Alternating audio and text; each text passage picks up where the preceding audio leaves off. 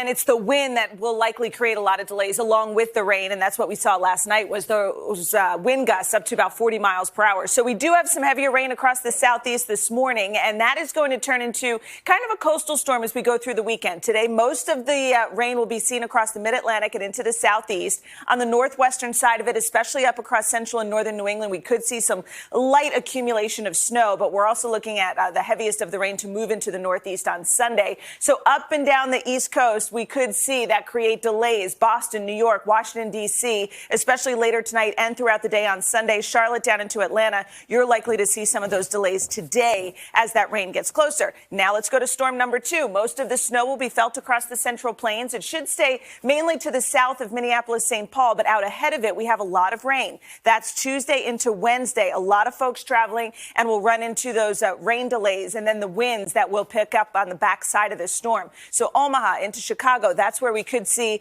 some of those delays on Tuesday. And then the interior Northeast and up and down the Appalachians, that's where we'll see the trouble on Wednesday. Then we're also looking for a third storm to develop on Tuesday. This one affects the West Coast. It is going to bring a lot of mountain snow. We could see up to a foot of snow, especially in the higher elevations. This will slowly transition eastward as we go into Thanksgiving Day with some snow through Iowa. And we're also looking at the chance of some heavier rain down across Texas. So delays on Wednesday would be in San Francisco, L.A., Vegas will see some of those delays on Wednesday. And then Dallas, you'll likely see some delays going into Thursday. So there's a lot of activity going on, mostly rain, but we will see some of the snow on the north side of these storms.